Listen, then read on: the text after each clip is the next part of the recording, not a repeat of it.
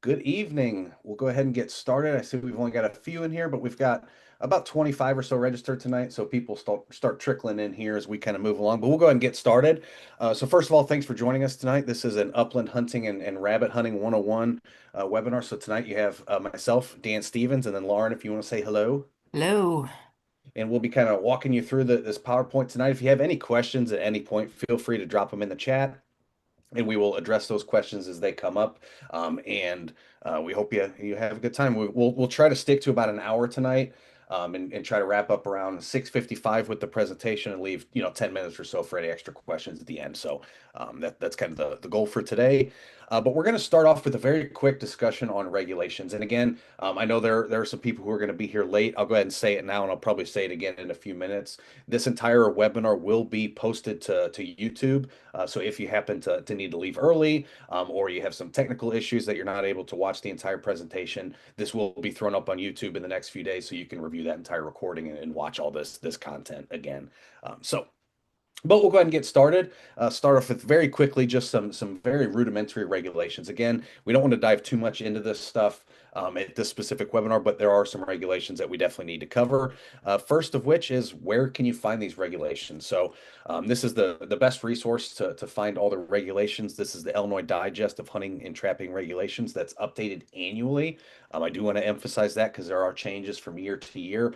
Now, one thing I really do like about Illinois' version compared to some of the other states that I've hunted in, or that I've utilized their digest, they don't necessarily highlight the changes, where Illinois DNR does a really good job of highlighting changes from year to year.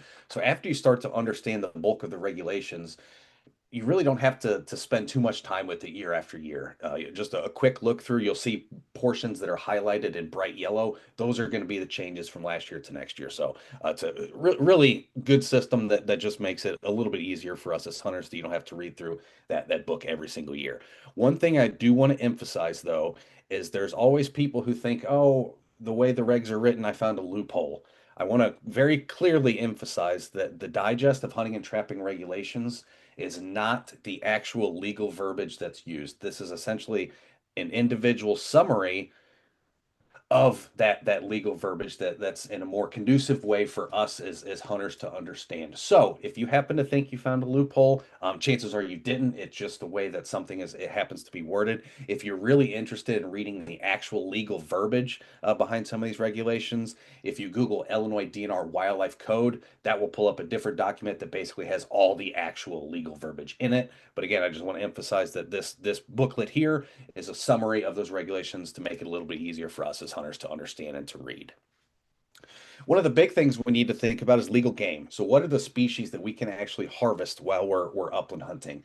And now we're not going to go over all of them today. We're going to basically hit the three most common in Illinois. So we do have some species like Hungarian partridge. We do have some chukar hunting opportunities, but tonight we're really going to focus on rabbit, pheasant, and quail. So those are going to be kind of the main three. And we're going to first start off with a quick conversation about rabbit legal game. So we have a couple different species of rabbit. We have the eastern cottontail, which is what the majority of us are familiar with. If you're ever out just around town and you see, rabbits in your yard, rabbits running around, if you're in the northern part of the state, I can almost assure you 100% it's going to be an eastern cottontail rabbit. Down in the southern part of the state, in some of the more marshy and wetland areas, we do actually have another species of rabbit native to Illinois called the swamp rabbit. They're a little bit bigger. They People like to say they look different, and I think they look different if you happen to have two. If you happen to have an eastern cottontail and a swamp rabbit literally right next to each other, you'll be able to tell the difference. But if you just happen to see one as it's running around, it can be a little difficult to tell the difference. But luckily for us as hunters, it doesn't really matter. We kind of call them the same species. And so here is that range map for the swamp rabbit, just in case you're curious. So you're basically talking Effingham County and south. And again, these are species that you're not going to find in prairies or in uplands, where you're typically going to find the eastern cottontail. Just like their name says, they like thickets, they like swamps, and they like bottomland forest, and they can swim. So if you ever happen to see a rabbit swimming across a lake, it may just be this guy, the swamp rabbit. But again, Yeah. they're pretty Cottontails big. don't usually swim. They will avoid Right, water. That's a good way right. to tell. If it's swimming, Yep. it's a swamp rabbit. And again, these are pretty big animals. So we're talking 16 to 22 inches, and they can get up to 5 pounds. So That's a pretty big rabbit. So really cool animals. But again, you're really going only going to find them in the southern part of the state, and if you're in a habitat that is conducive for swamp rabbits. Now we'll move on to legal game for some of our upland birds.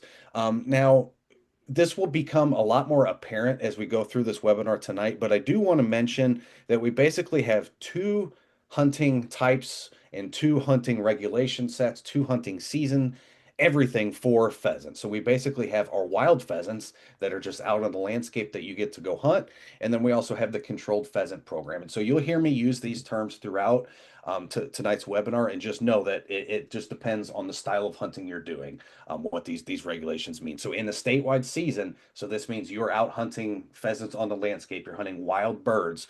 We are only legally allowed to harvest the roosters. So that's the male pheasants. Now, luckily, as you can see in this picture here, it's pretty easy to tell the difference. I've got a picture of a hen I'll show in a second, but they have this beautiful kind of coloration on their head, very vibrant, and they have a much longer tail than the hens do. And so it is pretty easy to spot them when you're out in the field. But just remember, if you're hunting wild birds or you're hunting pheasants outside of a controlled pheasant hunting season or outside of a controlled pheasant hunting preserve, you are only allowed to harvest the roosters.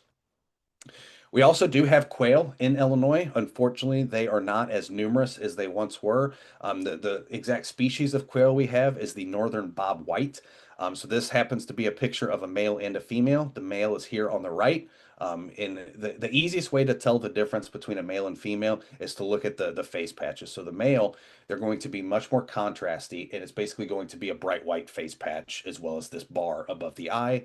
Where on the female, it's going to be a little bit more cream colored, a little bit tanner, and what a lot of us hunters call buffy colored. It's just not as vibrant, not as white. Now, luckily, in terms of quail hunting, we do not need to be able to distinguish between male and female when we're hunting. And it's really because when they're on the wing, you're not going to be able to. You really can't ID male or female on quail pretty much until they're in the hand, just because the way they fly. And again, there's not a ton of visual cues that are different between the two. So us as hunters, we get to harvest both either a male or a female. So now going back to pheasant a little bit. So again, if we're hunting wild birds, we're only allowed to harvest the male rooster. But if we are hunting a controlled scenario where these are raised birds that are released, then we often have the opportunity to harvest a hen as well. And so again, they are pretty easy to tell the difference. The hens are very cryptic, very well camouflaged, where the males can be very bright, very vibrant, and the males are going to be much, much bigger than the females, and they're also going to have a much longer tail. So even if you're in a scenario where you see a bird flush up out of the grasses and maybe it's backlit by the sun, so you can't really see all those colorful details, oftentimes you can tell just by the silhouette of its tail that, oh, yep, that's a rooster. And so that does make the process a little easier. And as we go through this webinar tonight, we'll talk about some hunting strategies. But just since we're talking about this concept of legal game and male versus female rooster, one of my favorite things to do on a hunting line, we actually just had a mentored pheasant hunt last weekend, and we had to do this quite a bit. When anyone's on the shooting line, the first person that flushes that bird and can ID whether it's a hen or a rooster, yell that out to the rest of the group. You'll hear hunters yell, "Rooster, rooster." And that just lets everybody on the line instantly know that, hey, there's a legal bird in the air. And if it's not a rooster, then you'll either hear people yell hen or no bird. And again, it's just a very good indication that helps everybody else on the line who may not have seen it flush at the exact moment, just to instantly know whether the bird in the air is a legal bird or not. So you'll hear that a lot when you're out pheasant hunting, rooster, rooster, or no bird. And again, that's just giving the other hunters on your shooting line up-to-date information. Oh, real quick, Dan, too. I Yep. do want to mention, you can occasionally find them. They do come in white, like a white color morph. And I'm just throwing that out there because I saw a few at a put and take thing I did last year. But it's still pretty obvious what's the Yeah, rooster. yeah. We actually at that mentored pheasant hunt we had last weekend, we actually killed an all black female Yeah. pheasant. So, yep. Yeah. So they do, but it's usually when in doubt, just don't take the shot. But Yeah, it's right, usually right. based on the silhouette and the And big again, cheek you're patches really only going to too. see those in controlled situations where you Yep. can actually harvest the hens anyway. So, Yep. Yep. all right. So moving right along to a little bit about the northern bob white. So again, this is arguably my favorite species to hunt. I grew up in Missouri, and this was actually the first animal that I ever hunted, that I ever harvested was northern bob white quail, and it's a ton of fun. The big challenge is we just do not have the quail numbers that we used to. And one of the big reasons why is you hear a lot of people, oh, it's the predators, it's the, destroying the nest. And there is some truth to that, but in reality, it's very much a habitat issue. And so if you think back to the 1970s or so, which is when upland birds and rabbits in Illinois were essentially in their heyday, was in the 70s when the populations were almost at their highest. And if you think back to what the landscape looked like, it looked vastly different than what we have today. Back in those periods, we essentially had small family farms, right? And so you'd have 40 acres that's surrounded by a hedgerow, by a shrub line, by native vegetation, where now we have these giant, large scale fields that are basically almost a biological desert and a monoculture of just corn. And one thing that quail in particular really need to thrive, obviously they are a prairie species, so they need those tall prairie grasses. But in reality, what they really need is woody cover in the winter. And when I talk about woody cover, I'm not talking about big trees. I'm talking about our native shrubs, our small trees, our small shrubs that, again, used to essentially surround every single ag field in the state. But again, just as times changed, we needed to grow more food, that sort of thing. A lot of those hedgerows and that habitat has been removed to plant a few more rows of corn. And so that's what's really driven this decline in quail is they really need that woody cover. I was actually my first job out of college was a bobwhite quail technician down in Kentucky where I got to trap, band, and basically attach radio collars and tracked bobwhite quail around. And it was amazing how you could walk through a prairie and see a little shelter of shrubland, and you could just instantly go, okay, there's a covey of quail hanging out in there. And 9 times out of 10, you are correct, just because again, they really, really need that woody cover, particularly in the winter, as it protects them from some of those cold environments. Moving right along with regulations, obviously, we do need a hunter ed safety course if you were born on or after January 1st, 1980. If you were born prior to that, you were what we call grandfathered in. Still highly recommend taking it. It's a good course. You're going to learn a lot. And it's one of these certifications that lasts a lifetime. So once you take it once, you're done. If you are over 18 years of age or older, you can do the entirety of the entire class from the comfort of your home on the computer. If you're younger than 18, there are some other opportunities where you may need to take either a field day course to do some of those in-person stuff, or you can take a full weekend course that's in person. But highly recommend. And the nice thing is, this certification does carry reciprocity. And what I mean by that is, yes, we're talking about Illinois, but a lot of us like to hunt other states too. There's a lot of species in North America and in the United States that Illinois just doesn't have. And so a lot of us like to go to other states to hunt different species, especially on the upland bird side. There are so many different upland birds across this country that we just don't have in Illinois. And so the nice thing is this hunter safety has reciprocity, meaning if you take it in Illinois, states like Nebraska, North Dakota, South Dakota, they're all going to honor your hunter safety certification and not require you to retake it just to be able to hunt those states. So, what I do want to say though, since I mentioned that, is yes, we're talking January 1st, 1980 as Illinois' grandfather deadline date. Other states are different. So, if you are interested in hunting out of state, make sure you check that state's regs because they may have a different grandfather date to where you may still need to take it. So, And on uh, the flip side too, if you took it in another state, it applies here as well. Like I mhm. took one in Maryland that would apply in Illinois. Yep, I actually took mine in Missouri growing up, and yep, works fantastic. Oop. One other thing in Illinois that we need, especially as upland hunters and rabbit hunters, we're primarily talking about using firearms, using shotguns. Excuse me. There are a handful of people who upland and rabbit hunt with archer equipment. I will say it's very challenging, very difficult. We're talking that's expert level stuff. So we're primarily using shotguns that are again designed to shoot fast moving targets, and particularly designed to shoot at targets in the air. They're perfectly safe for that. But to be able to have a firearm in our possession in Illinois, we need to have a FOID card. This is not issued by the Illinois DNR. This is issued by the Illinois State Police. So if you have any questions about that, refer those to the Illinois State Police.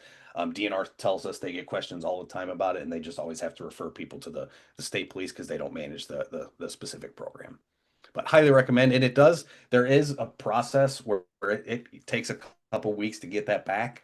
So if at any point you're planning on hunting, I would just go ahead and submit your FOID application. You can do it all online through the state police's website. And I believe last time I did it, it was only like $10. That's not a costly thing.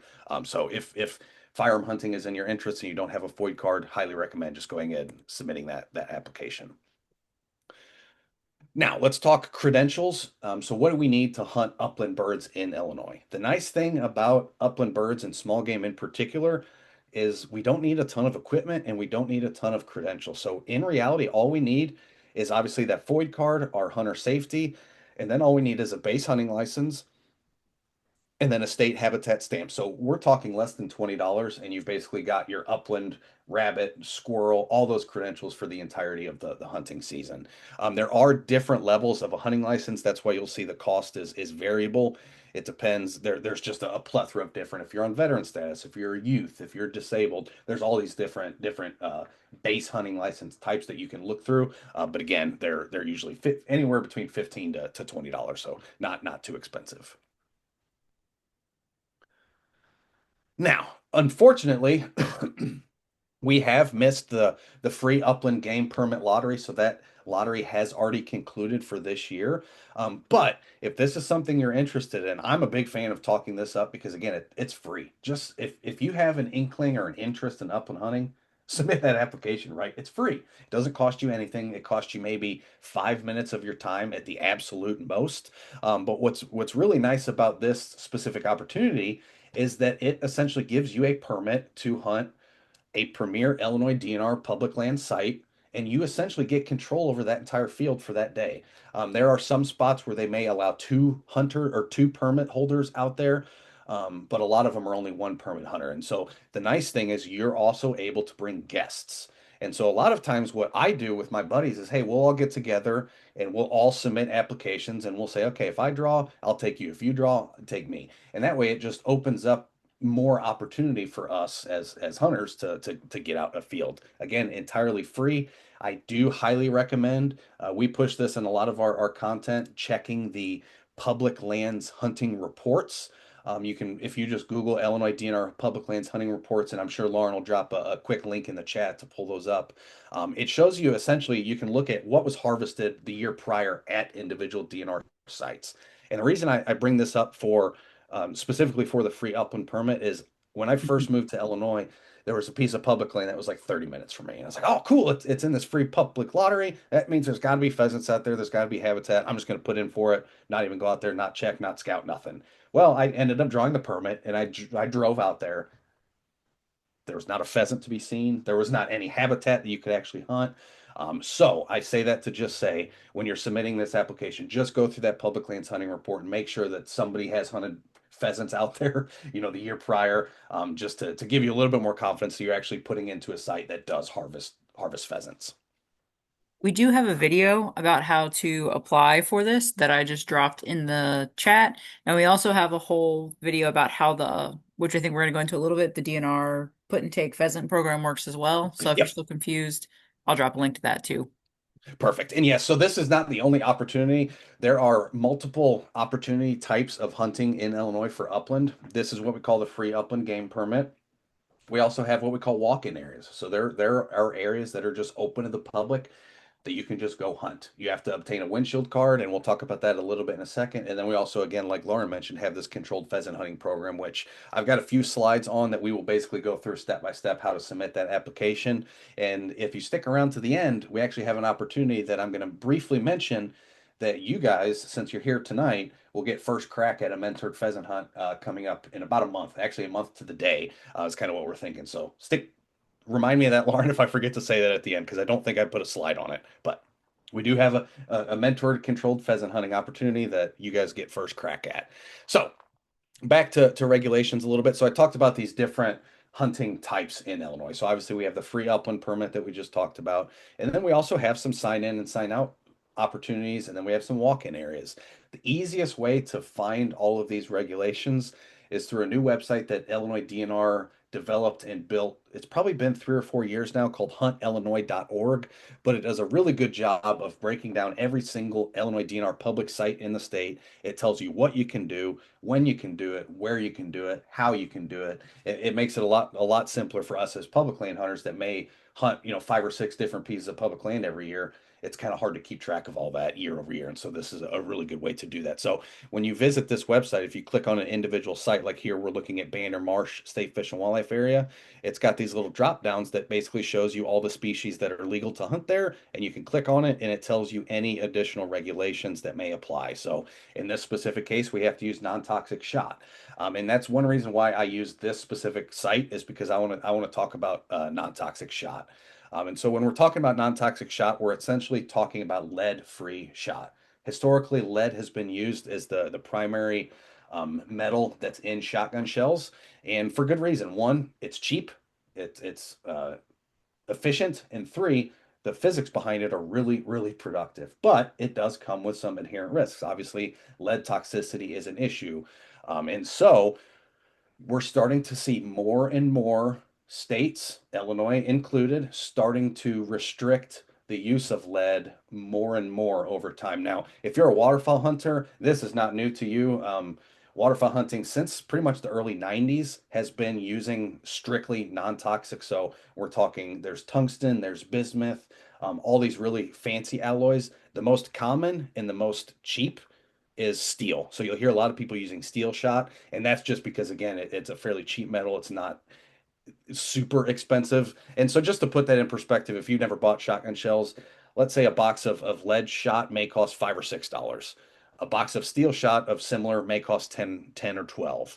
If you get into bismuth, tungsten, and some of these other really fancy alloys, you may be talking $35 to $45 a box. And so there's a substantial jump between those. But I just want to say when you're hunting public land, make sure to check those site-specific regulations to see if they do require you to use non-toxic shot. Now, And buy if in you're using a bulk. very old shotgun, you need to make sure that shotgun can actually utilize non-toxic shot and use steel. There are non-toxics that are perform similar to lead, but think about steel. Steel is a much harder metal than lead. Lead is very soft, it's very malleable. Steel is very hard. It's also a lighter metal than lead. Lead is very dense, and so it performs different. It interacts with your shotgun different. So if you've bought a new shotgun in the last, 10 or 15 years, it's probably going to be just fine for steel. But if you're using choke tubes, which again, everybody should be using choke tubes in your shotguns, also make sure those choke tubes are rated for steel shot if you are required to use it. Because again, it performs different. That metal's harder, so it hits your choke tube a lot different than that soft metal of the lead will. You also want to check your meat really well. Biting down Yeah, on yeah, lead. steel hurts to bite down on. Yeah, biting on lead's not great. Biting on steel will break a tooth. But the other thing is buy in bulk. It does save you a little bit of money, the ammo, if you can. Yeah. And a lot of people, when I first moved to Illinois, you hear all these gun regulations, everything's so difficult. And I didn't even, I grew up in Missouri, went to college in Kentucky where it's a different culture surrounding guns, right? And so we would order ammunition online. And then I moved to Illinois. And it's like, oh, they probably don't even allow that. Well, they actually do.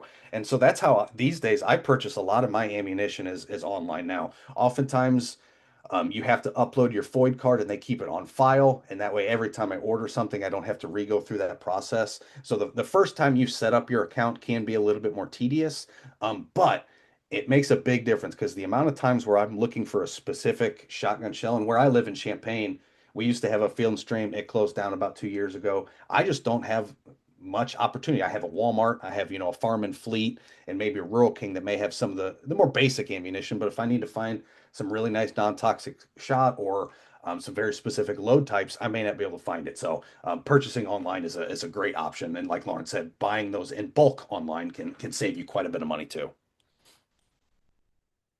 All right, so moving right along with regulations a little bit, we'll quickly talk about the season dates. So for rabbit, we're talking November 1st through February 15th. So it's a decent season. It's a couple months there. Now, one thing I do want to emphasize is this concept of bag limit versus possession limit. We get a lot of questions about this. So the bag limit is essentially how many rabbits you can harvest in a particular day. So let's say I'm out hunting alone on the first day of rabbit season. We'll say the first morning, and I harvest 4 rabbits. Okay, I've got to go home, unload my shotgun. I'm done hunting. Now, what that does not mean is that I cannot go take those rabbits home, process them, put them in my freezer, and then go back out that same day. It's a daily bag limit, so keep that in mind. Now, the possession limit is essentially how many rabbits you're allowed to have in your possession. And so possession is defined as in your home, in your freezer. So if you already have 10 rabbits in your freezer and you want to go hunt rabbits again, well, you need to eat and consume some of those rabbits. Otherwise, you will be over that specific possession limit. Now, you can also gift game away. So if you get to a scenario where, oh, I'm at my possession limit, but I do want to go hunting, but I don't necessarily want to eat any right now, you can gift wild game to other people, and then that would obviously reduce your individual possession limit. And now let's say you have multiple hunters in your house, I want to emphasize licensed hunters. So both myself and my wife hunt. That basically allows my possession limit to be double, right? So I can have 20 rabbits. I've never had 20. That's a lot of rabbits in A a lot of freezer, rabbits. but it would essentially, it's possession limit per licensed hunter in that house. Uh, when we move right along to pheasant and seasons, I do want to emphasize we do have two zones. So the state of Illinois is broken into two distinct zones for upland hunting, specifically for pheasants. Now, the nice thing is it does not impact when the pheasant season starts. It really only impacts when that pheasant season closes. And so here's a good map that shows it. Again, this picture is in the digest. And again, we are allowed to harvest two roosters per day if we're out hunting wild birds. If we're out hunting, on the landscape, if we're in a controlled pheasant hunting scenario, through the DNR, we are allowed to harvest two birds, but those could be hens, those could be roosters. It doesn't really matter. But again, when we're out hunting wild birds, it's roosters, roosters only. So you've heard me talk about the controlled pheasant program quite a bit. And the reason I'm such a big fan of it, and I should have put this in a different order, so I'll come back to that slide in a second. This is why I'm a big fan of it. You probably heard me talk a little bit about the 70s being the heyday of the Illinois pheasant population. So this black line graph here, this is data from the Illinois Natural History Survey at the Human Dimensions Program. They do all of the harvest reports for Illinois. And so this is a really accurate historical data set. And you can look, the 1970s were the pinnacle of pheasant and quail hunting and rabbit hunting, pretty much all followed the same trends. And over time, as the agriculture landscape has shifted from these small family farms to these really big, basically full section fields, that population has just steadily declined year over year over year to the point where we don't harvest as that many pheasants. And you can look at 2015, man, we barely harvested any compared to 1970s when we're harvesting over 1 million per year. Big difference. And what that means is we just don't have the birds on the landscape that we used to. So, what states have started doing, Illinois is no exception, is developing controlled programs that still allow people to go out and have the opportunity to field that we used to, that we just don't have anymore. So, this is a really great opportunity to, again, get out in the field, get hunting, and it's fairly inexpensive. So, if you go through the Illinois DNR system, versus maybe a private reserve where you're going out to a specific hunting club or something like that, you may pay a little bit more there.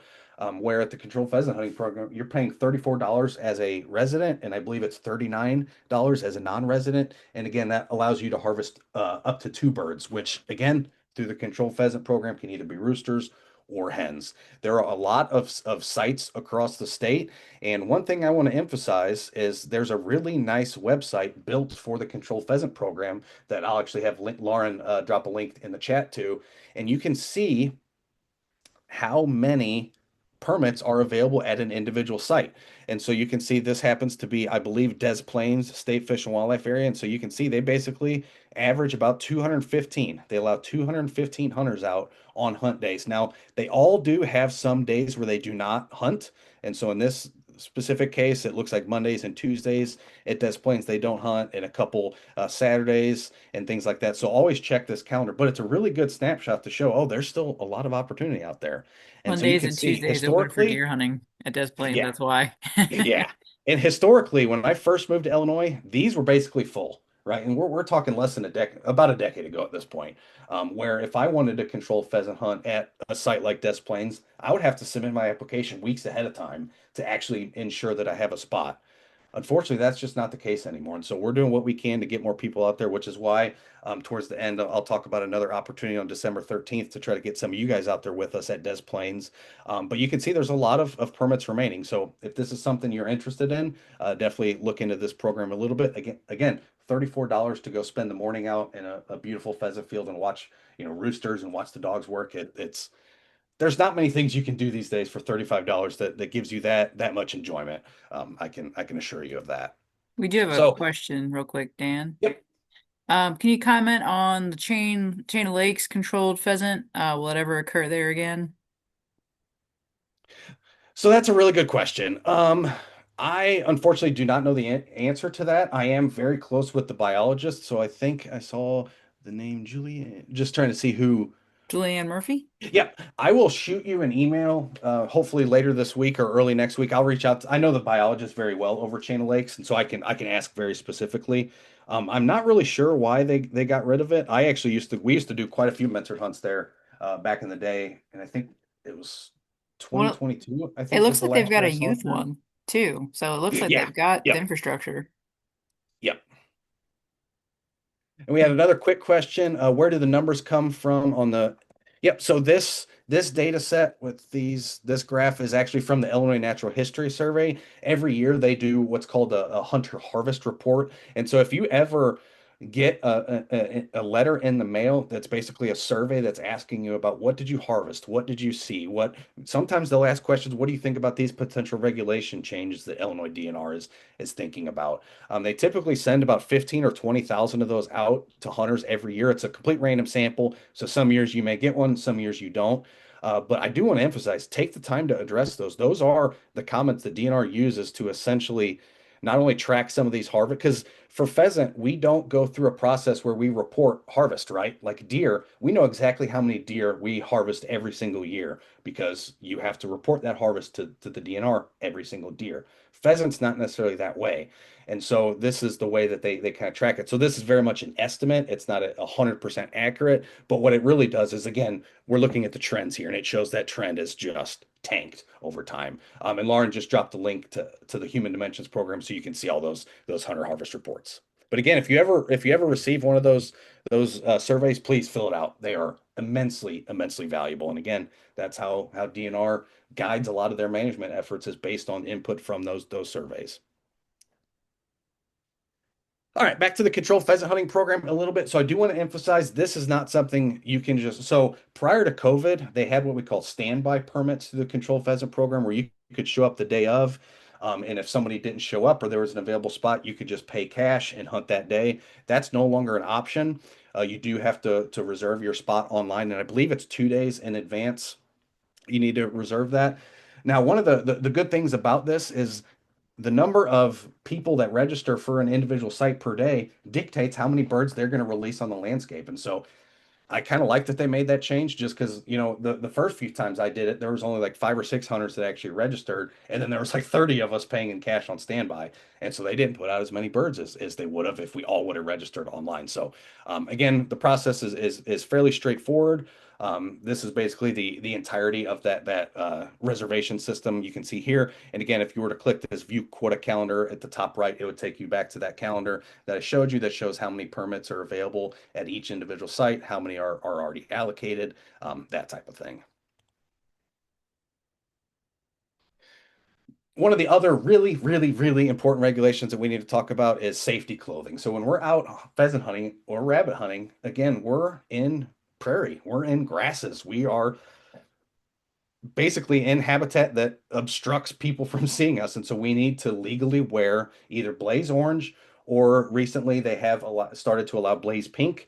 And the way it's written is it needs to be 400 inches of solid blaze orange, 400 square inches. And so what I want to emphasize is this kind of picture right here. I'm circling with my mouse that we call this blaze orange camo. Some states allow this, and so you will see it for sale in Illinois all over the place. Now, if you're out deer hunting and you just want to wear this while you're out archery hunting to give yourself a little bit more safety, even though you're not legally required to wear it, go for it. But it will not meet this safety requirement because it is what we consider broken orange. It's not unbroken orange. Same goes for hats. You don't want a hat with a giant logo on the front. It needs to be a fairly basic, fairly bland orange hat. We want to wear this the entire time we are out in the field. So we talked a little bit about the ringneck pheasant population decline, and then we'll kind of get into some hunting strategies. I do want to emphasize that this is not a native bird. This is a bird that was brought over in the late 1800s, and it really took quite a long time for that population to really thrive. I've read some historical accounts that throughout the 20s and 30s, there was not many, and then when agriculture really started to take off through the 50s, 60s, and 70s, we really started to see those numbers climb, and then obviously things have basically reversed trend as the agriculture system has changed and adjusted what the landscape looks like and what these birds need to thrive. So what do they need to thrive? Well, they are what we consider prairie species, and so they need this term you'll hear me use a lot, whether it's in this webinar, other webinars, other workshops, native warm season grasses. And what a do I have a slide on that? Yeah. So essentially, what I'm talking about when I talk about native warm season grasses, we have two types of grass. Obviously, there's a ton of different species, but we can kind of group grasses together into two distinct classifications. One, we have our cool season grasses, which those are going to be oftentimes still growing in the cool season. That kind of makes sense, right? And then we have our native warm season grasses that are going to be growing in the warm season. And so if you're out in your yard and you have, just your normal bluegrass, you have zoysia, whatever grass you have in your yard, chances are that's what we call a cool season grass. And the not only does the how it grows or when it grows differ, but how it grows different. So if you look at your yard, it very much forms a solid, almost a mat-like sod of grasses, where native warm season grasses are what we call clumping grasses. So instead of having this very uniform monoculture of grasses, we will have little individual stands of grass. And I wish I had a picture, unfortunately, I don't, that shows like the ground level. But essentially, imagine yourself in a huge forest where the understory is completely just dirt, right? And you have these little clumps of trees everywhere. That's essentially what it looks like for a pheasant or a quail. And so it basically creates this maze-like structure on the forest floor. And if you think about the grass in your front yard, imagine a baby quail, which a baby quail, if you're unfamiliar, we're talking the size of your thumb, the thumbnail. I mean, we're talking very, very tiny for baby quail. Baby pheasant, not much different, a couple inches. We're talking very small. So imagine those birds sitting in your yard on the grass in your yard and trying to grab seeds off the dirt.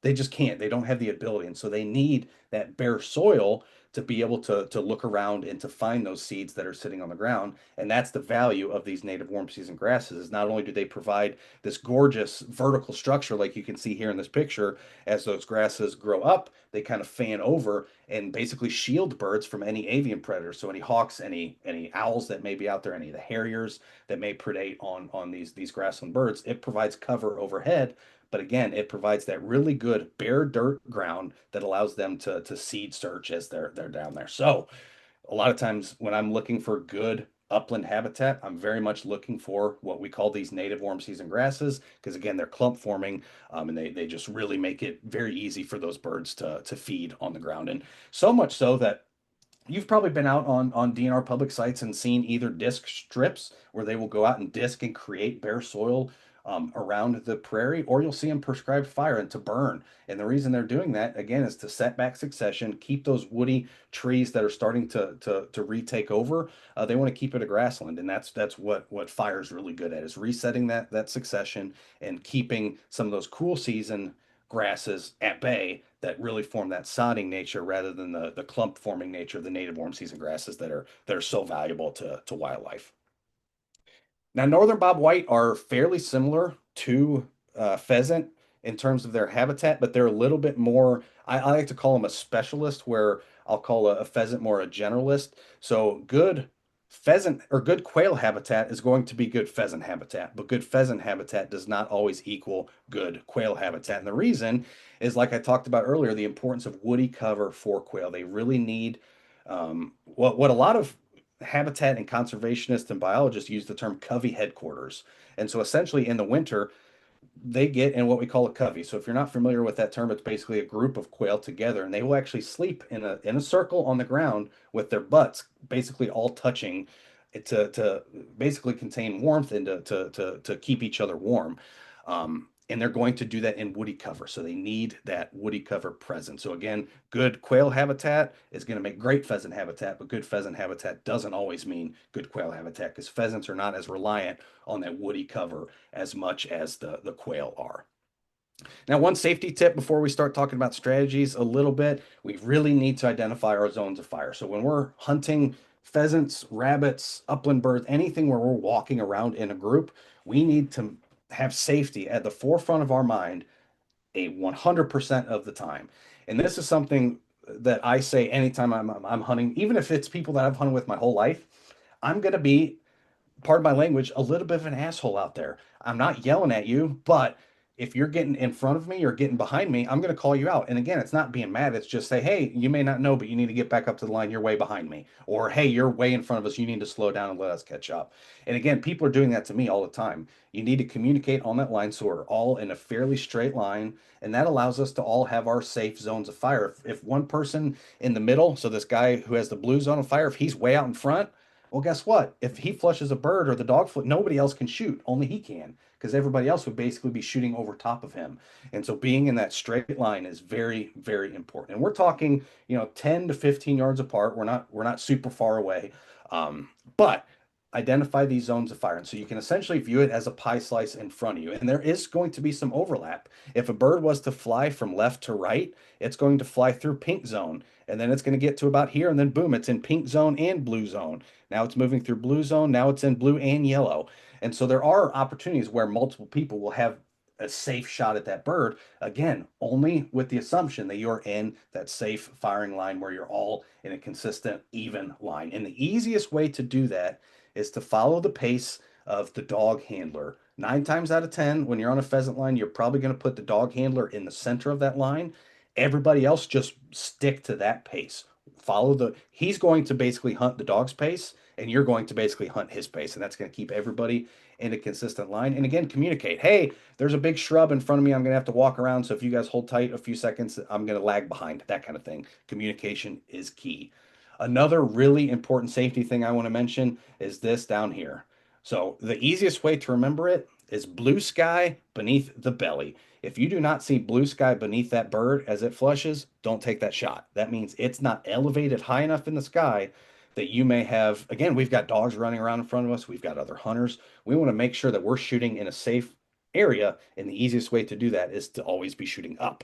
And so I want to always see blue sky beneath that belly and only shoot at birds that are in the air that I can again see that blue sky beneath the belly. And if you need like a specific like reason beyond just general, there are a lot of hunting dogs that will jump up and Yes, grab very that good point. bird. If you're slow, like, and think you're taking too long, they'll get that bird themselves. And so that's one of the reasons.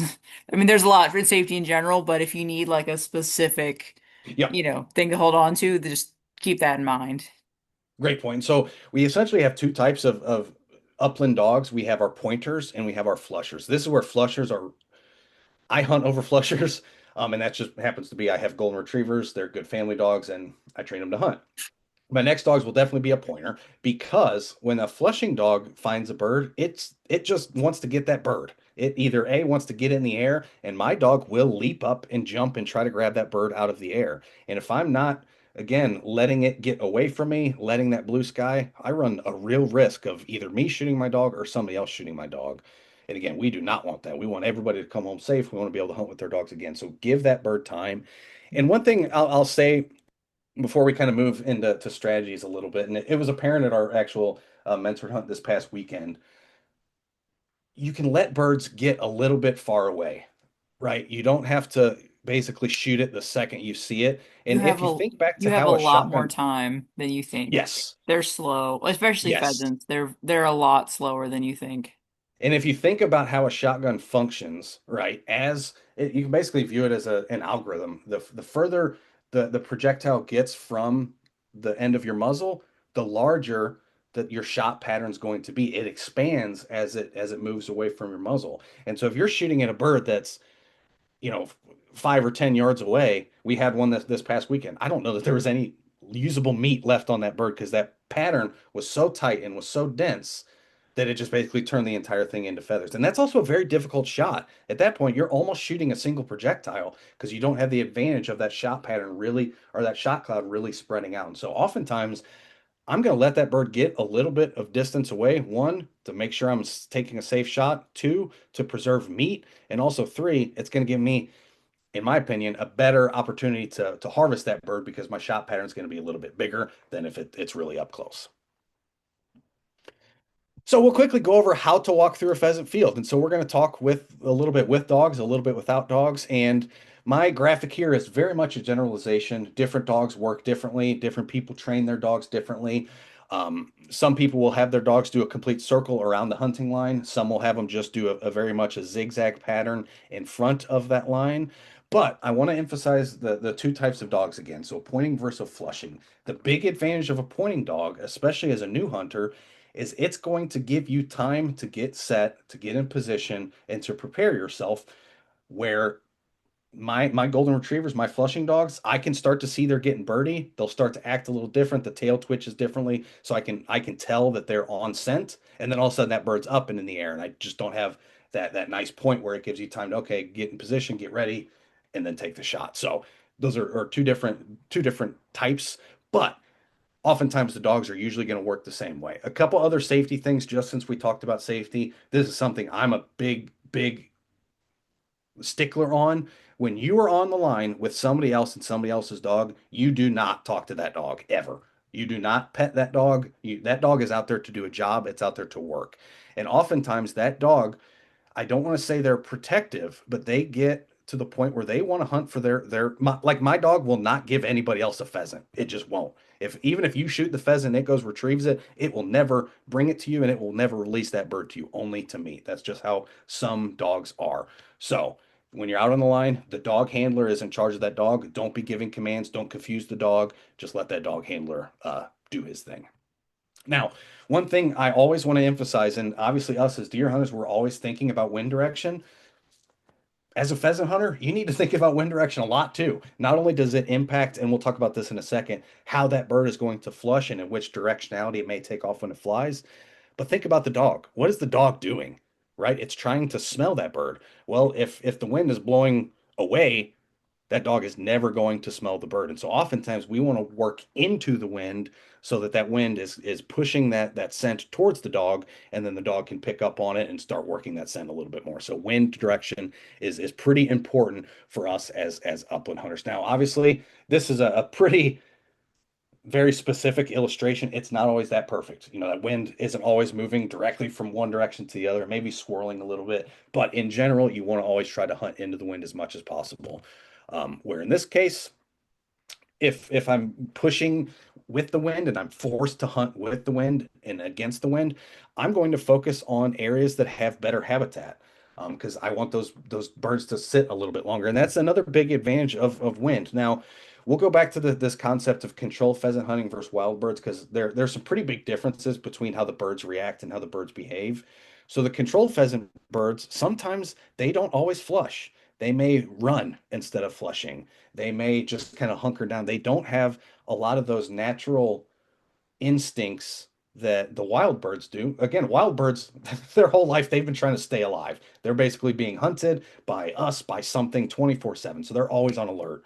The control pheasant birds, they've lost some of that evolutionary development over time. And so they do act a little bit differently. And so very commonly, your wild birds, especially if you're not hunting with a dog and you're just out there walking around and maybe you're not too quiet, maybe you're being loud, maybe you may have those birds, what we call wild flushes, where they're just flushing 50, 70 yards in front of you and you're never getting anywhere near close to them.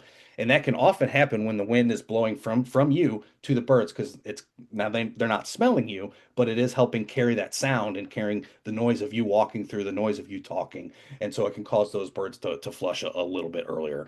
So again, ideally, we always want to try to hunt in the wind as much as possible. Another big thing is to play the weather. Weather really does impact how birds react, especially the controlled pheasant birds. I've had several hunts where it's in the snow, and it's been some of the best hunts I've ever had, where they just flush like they should. And then I've had other days where it's a little rainy or it's misty, they may not flush as heavy. They may be what we call runners. And so there's a couple of different strategies we can employ to get these birds into the air once you find them. Because again, we don't want to shoot these birds on the ground. You legally can if you need to. And the only times I will ever do that is if I have a crippled bird and I need to just put it down and for whatever reason my dog can't get it or I don't have a dog. But in that case, I'm always going to grab every dog. Somebody's going to be holding those dogs and maybe I'll take a shot on the ground. But if I'm just hunting, I always want that bird to get in the air. So a couple different strategies. One of the biggest things that I see a lot of hunters do, and I was certainly guilty of it when I first started, is we get to, 15, 20 yards towards the end of the field and we're like, okay, there's no birds here. We're done. And we turn around. In reality, a lot of times those birds are again running in front of you. You may be pushing those birds. And so push that entirety of the field because towards the end, oftentimes you're going to get a couple flushes just because those birds have been running in front of you. But now they're, oh, there's no more grass habitat. Maybe it's a road or, it's just the end of a field and they have to fly now. And so oftentimes that last little bit of your push is going to be very productive. So don't stop short, walk that entire field, and just get ready at the end because you may get a couple flushes at the very end of that field as you're just slowly pushing those birds instead of forcing them to flush. Another thing that I have found particularly useful, especially for on the controlled pheasant hunts, is sound different. If you're just walking at a very consistent human-like pace, a bird may not see that as dangerous. Where if you're walking and then you stop, well, if there's a bird that hears you, it may be, oh gosh, okay, something is hunting me. It's here. And so oftentimes when I'm just walking and I stop, I'll sit there for like 5 or 10 seconds and then a bird will flush out of nowhere. And so that stopping just again changes the cadence. It forces them to get a little okay, I gotta get safe, I gotta get safe. Okay, I'm taking off and I'm flying. Because again, all we want to do is get those birds in the air. So pausing is really good with a dog too. When I hunt with like even this last weekend, we hunted with a couple different dogs that I've never hunted with. And one of the hunters, in my opinion, was just walking way too fast and not actually letting his dog work. And pausing like this forces you to do that. Because it's very easy for us as humans. We have a very consistent pace, a very consistent gait to just walk and not even really think about our pacing. But stop and let that dog work. Let that dog do its movements left to right. Let it circle behind. Let it try to find scent. If you're just walking at a very consistent pace, you may just be walking past a lot of birds. So pausing really does help. And I'll also occasionally employ a zigzag pattern just to, again, change things up a little bit so I'm not in this very linear format. Now, when I'm doing this, it's usually just me and one other hunter. I'm not going to do something like this if I have a line of like 6 or 7 guys. That just gets a little cumbersome to try to keep us all in a safe shooting line. But if you have 2 or 3 or you're by yourself, doing zigzags across that field can force those birds to get up to rather than sit. Again, anything that changes that doesn't make it sound like, and just for an example, so on a controlled pheasant site, a lot of times you are locked in to your individual field for the first hour and a half of the day. After that, then you can start to move to other fields.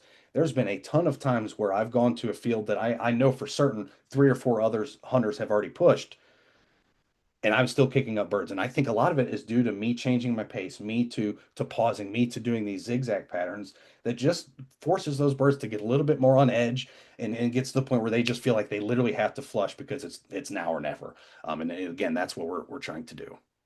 And also, if you're just in a very big field, this can help you kind of break up that field a little bit. Now, I talked about the concept of covey headquarters a little bit ago. This is a perfect example of a covey headquarter for quail. Pheasants are going to use it too. It's just a little shrubby area that's in the middle of the prairie. So many hunters, and again, I'm guilty of it too. When you're at a public land site, you're often going to find mowed strips through these fields, which makes it very nice for us as hunters to walk through. But the birds probably aren't going to be there. So get a little dirty, get a little tired. You're going to feel it in your hip flexors as you're dragging your feet through those grasses, but get in there to the thick habitat, get in there to the cover where those birds are actually going to be. If you just stay on the mowed paths the whole time, and you may flush up a bird or two, or if your dog's good enough, they may go into the cover for you. But think about where those birds are. Think about the cover. Focus on the cover. Ideally, I'm focused on the best habitat. When I get to a field, I quickly look, okay, where's the best looking cover?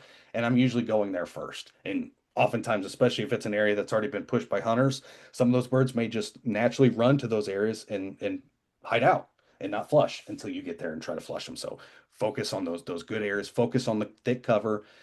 You're going to get a little tired, but that's okay. I promise it's worth it. And then when you're walking back, you can walk the path back to save your legs a little bit. Again, I've talked about this a little bit, but slow down your pace. One, you're letting the dog work, but two, I really think you're causing those birds to think that something is stalking them. Where I'm a big deer hunter, so I like to relate things to deer hunting quite a bit. when I'm walking through, let's say I'm walking past a buck on his bed. If I'm just walking at a normal human consistent pace, that buck may literally sit there and just watch me walk by. Where if I walk and then I stop, and then does it see me? Does it know I'm here? And that may cause that buck to finally jump out of the bed. Pheasant hunting can be the exact same way. Rabbits, everything can be the same way. That sometimes just making it seem like, yes, I'm actually stalking you can force that bird to get in the air. So slow down, adjust your pace, and always, always, always watch for runners. And again, this can be weather dependent. If it's a super windy day, if it's a super nasty day, and some days the birds just don't seem to want to fly. They just want to run. But again, employing some of those other tactics can force those birds to fly rather than just running to cover. And what I do is we even ran into this past weekend at a mentored hunt. If you're in a scenario and you keep flushing birds and people keep missing, make a mental note of where that bird landed and where it went down, and then start heading in that direction. Oftentimes, you can reflush a bird. We flushed probably three or four roosters. I would say two or three times this past weekend where somebody would miss a shot. Okay, we watched it. Where to go down? Okay, visually mark it, and let's head there with the dog, and we'll set up another play and try to push that bird again. And so always make mental notes when you see birds either running or flushing. If you weren't able to harvest them, pay attention to that and head that away. Now, the nice thing is rabbit, I talked about it a little bit for upland too, pheasant, quail. The equipment's very minimal, so we don't need a ton of stuff. What I do recommend is one, a very good pair of boots. You're going to be walking a lot. You want those feet to be nice and comfortable. Don't wear muck boots. I made that mistake my first time ever upland hunting as a kid. I was probably, I don't know, 16 or so, and I wore out my big, knee muck boots, and my God, did my feet ever hurt. So get nice boots. I'm also a big fan of brush pants.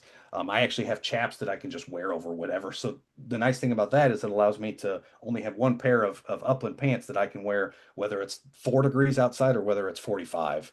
So that I really like that opportunity Yeah, to have one pair that. What's that? rabbits like thorns for cover. So especially if you don't have a dog, keep that in mind. Yep, yep, absolutely. And then depending on the type of vest you want, you can either get some of these more fancy upland hunting vests.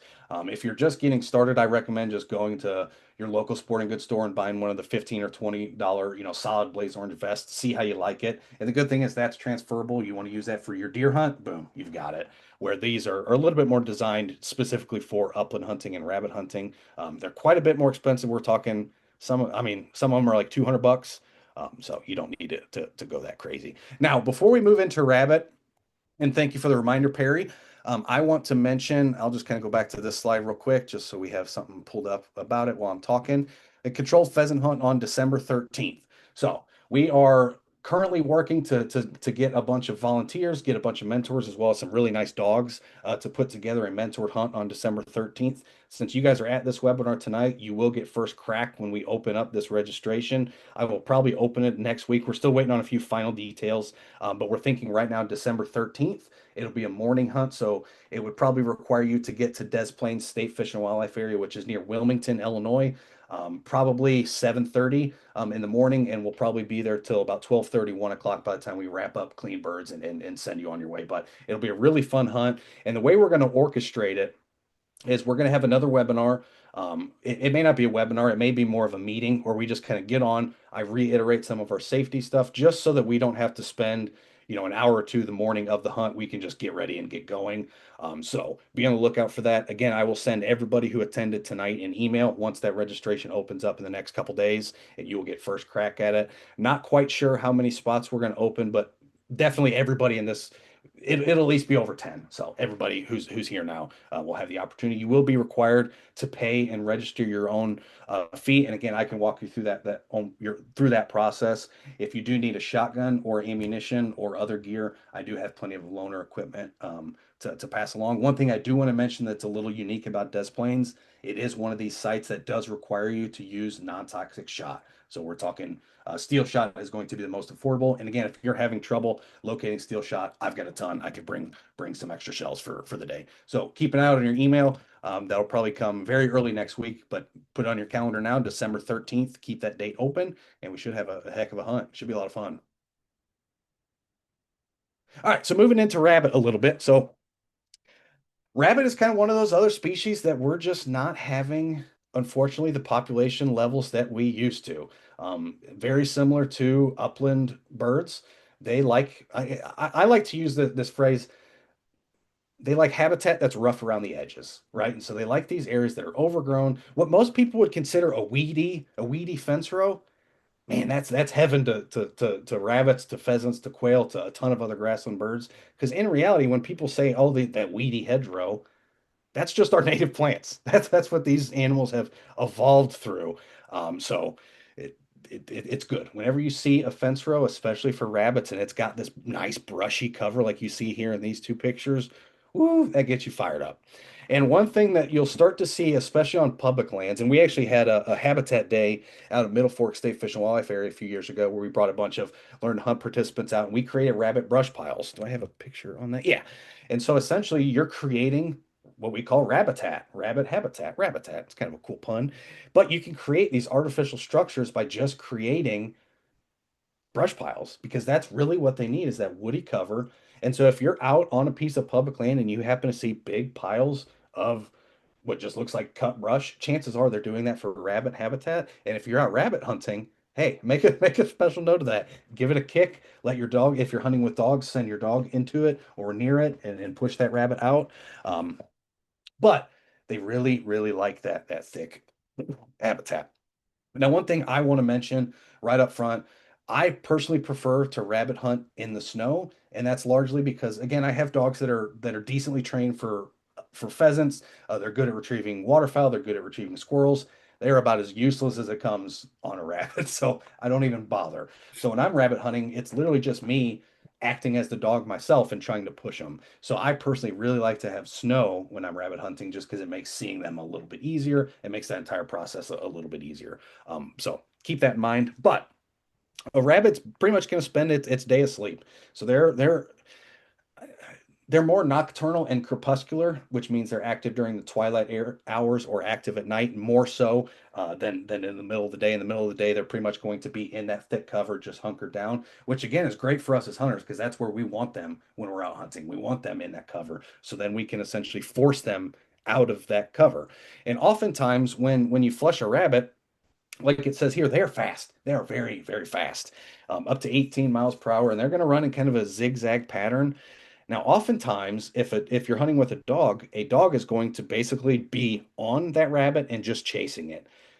They're not going to usually be able to catch it. There are some hounds that are fast enough to catch it, but largely they're going to be a little bit behind that rabbit. But if this is your first time and you're out with a rabbit hunting dog, watch that dog flush a few rabbits before you ever even think about picking up your shotgun, just so that you can see how close that dog is to that rabbit. So that on the whenever you're okay, I feel like now I can take a shot at a rabbit. You have that mental space in your mind already that hey, oh, this dog is actually able to get really close to that rabbit, or oh, this dog's like 30 yards behind. I don't even have to worry about it. Because again, we're shooting.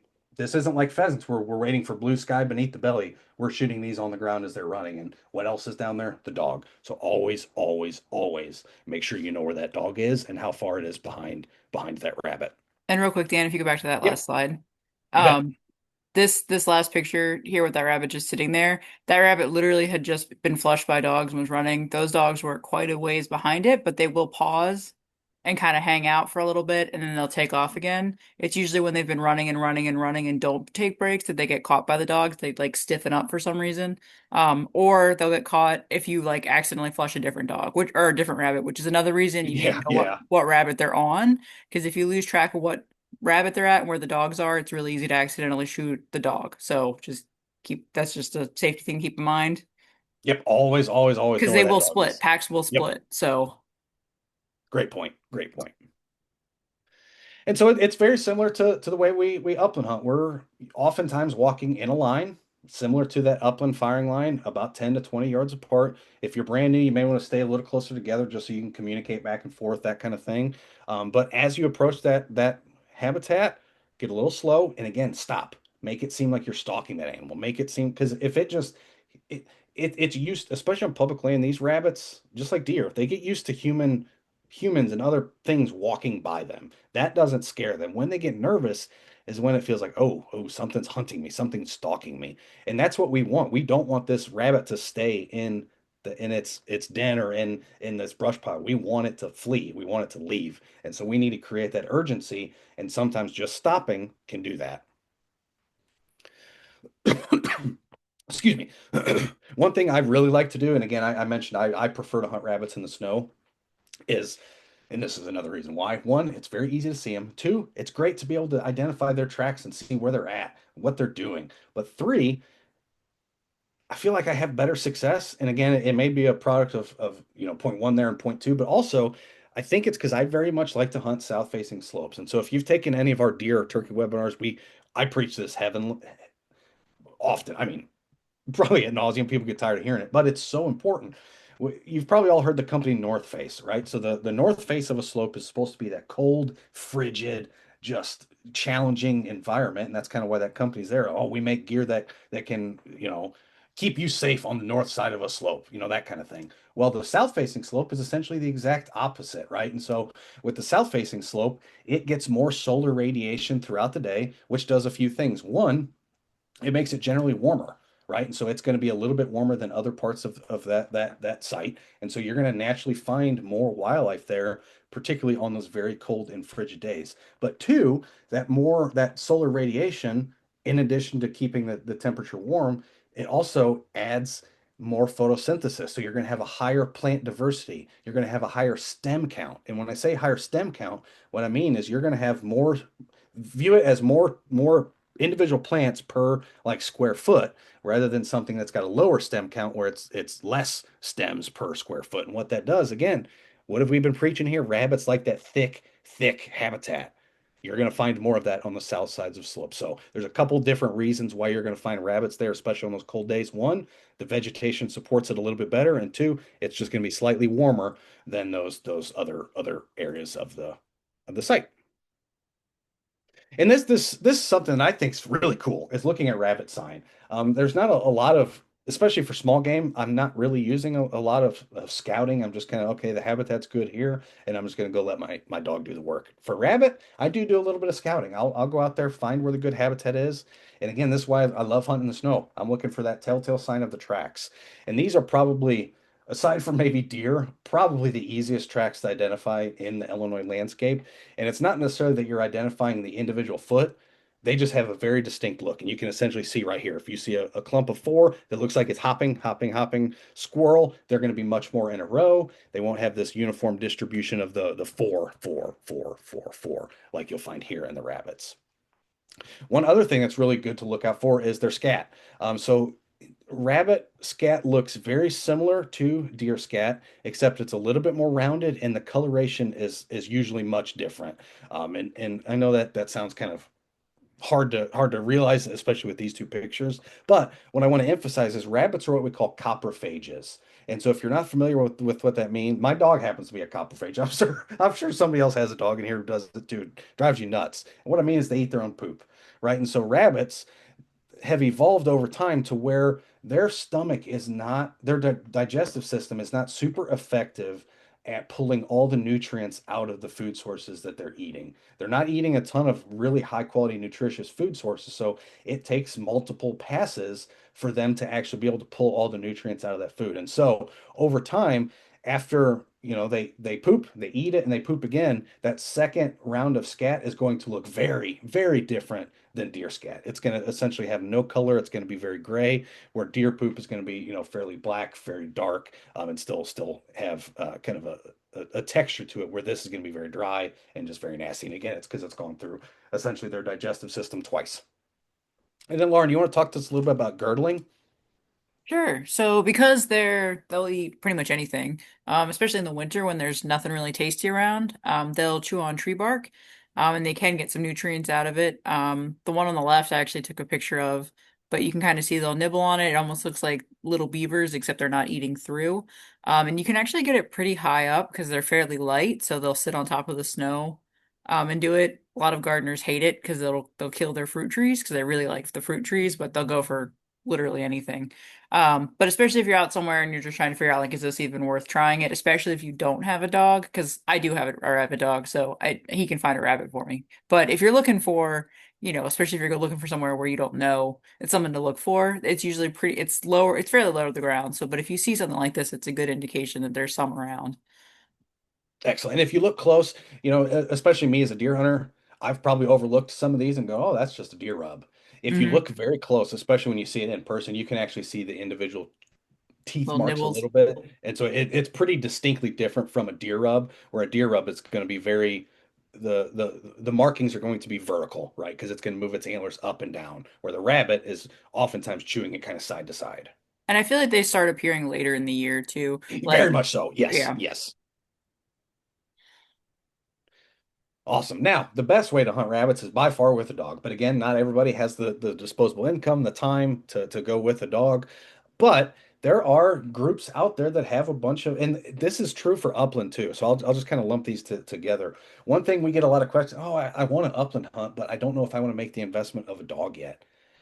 The best thing you can do is look for local groups, whether it's Pheasants Forever, whether it's Quail Forever, whether it's the Friends of Des Plaines Conservation Group. There's groups at all these different public land sites that oftentimes do important habitat work at the site. They'll help raise money to do some projects at the site. But also, the really nice thing about the upland and rabbit hunting culture, we love to share it with others. That's literally 99% of upland hunters are more interested in hunting with their dog than they are shooting a pheasant. 9 times out of 10, they want to watch their dog work. They want to work with their dog. They want to train their dog.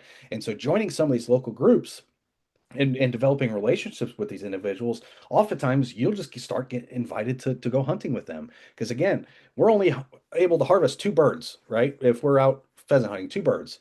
If you're in the right spot, you can do that in 5 minutes and oh, your day's done. Well, if you add more people to that line, they're getting to work their dog a little bit more. They're getting to be out there a little bit more. And so don't be afraid. Now, deer hunting, it's obviously a lot harder because it's very one-on-one, but pheasant and rabbit, it's very, I don't want to say it's easy. It does take some time, take some work. You need to show these individuals that you're safe. Because again, they put not only a lot of love and time and money into these dogs, but they want to make sure you're safe and that you're not going to shoot their dog. And so it may take some time to build up that rapport, build up that relationship, but definitely check out your local groups and just start going to their events, going to their volunteer days and start meeting them, start interacting with them. And that's literally the best thing you can do to start getting invited onto to some of these hunts.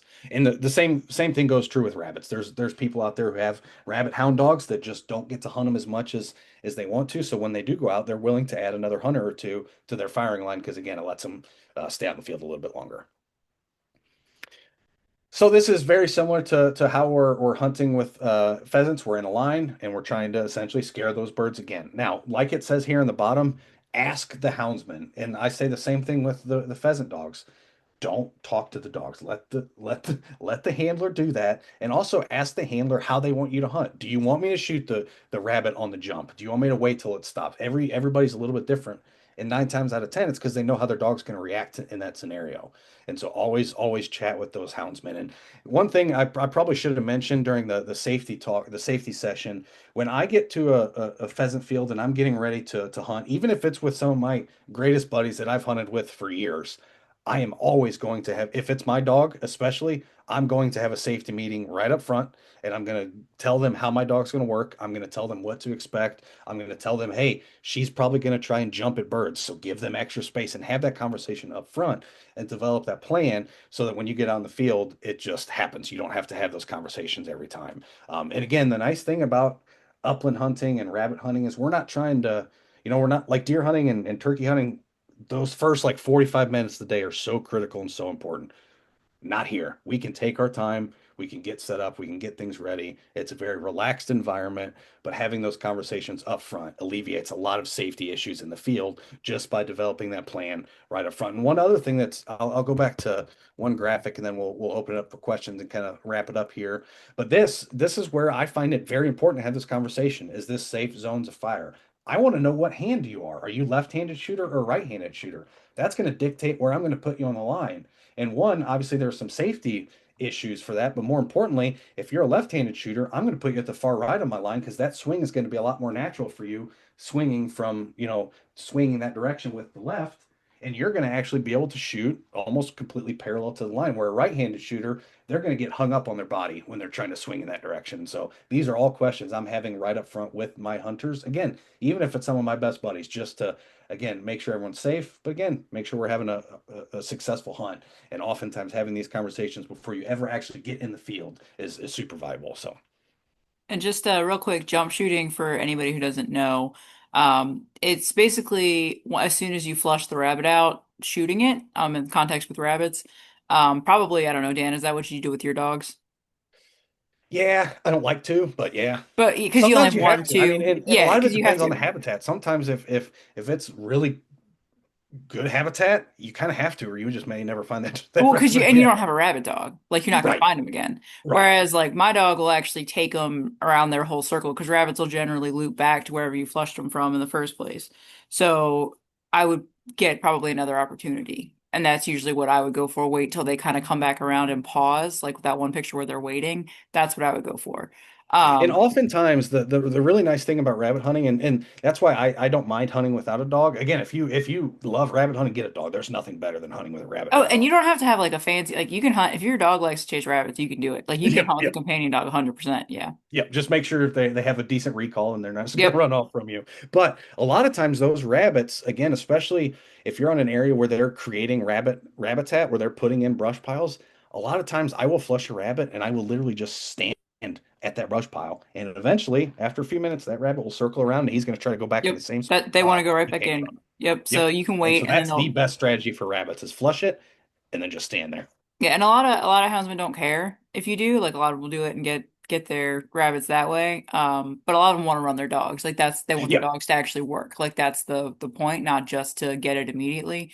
And it also is a little safer as opposed to just that. Because usually when that rabbit flushes immediately, the dogs are still usually right behind. Yes. So Yes. that's the other thing. Like I said, some guys don't care. But it's just good to know. It's good to know before you're in Yep. that situation because you don't have that sky as a guideline. So Right. Right.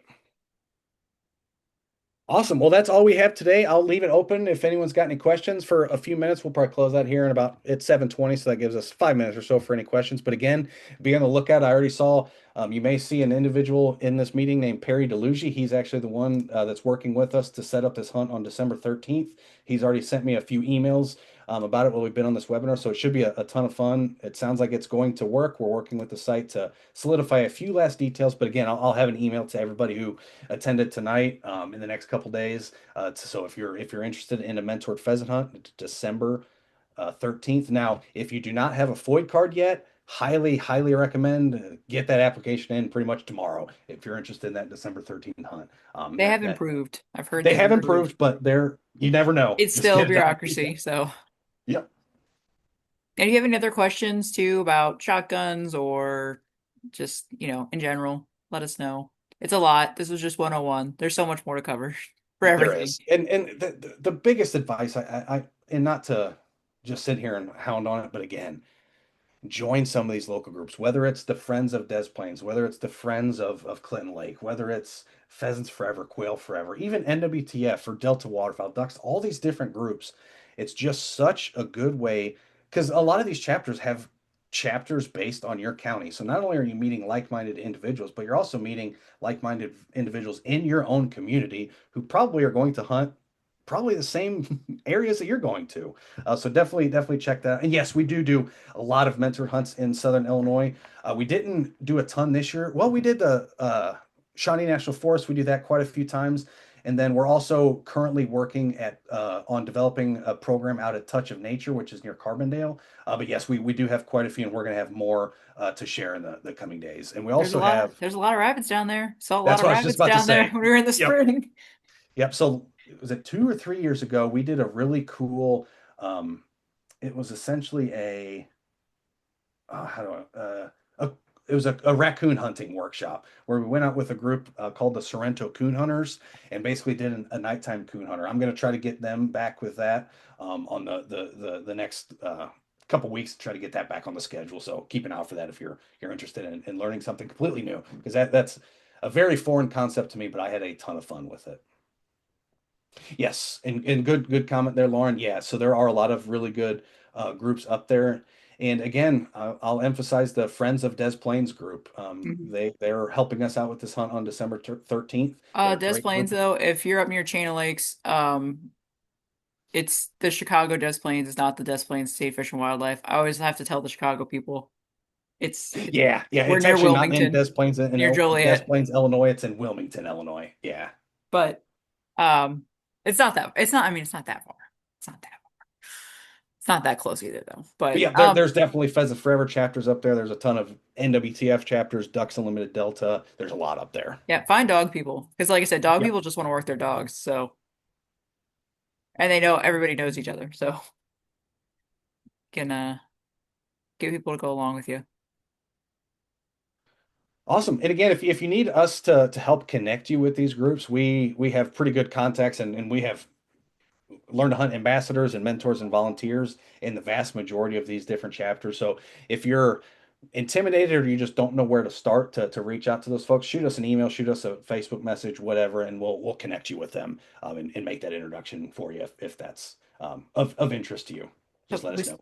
we still have some we're working on, but we are some. I will say some of it is very regional. Like rabbit hunting with dogs is very much a southern U.S. thing. Like it is in other places, but some stuff is very regional dependent. So gotta go what you can find. Yep.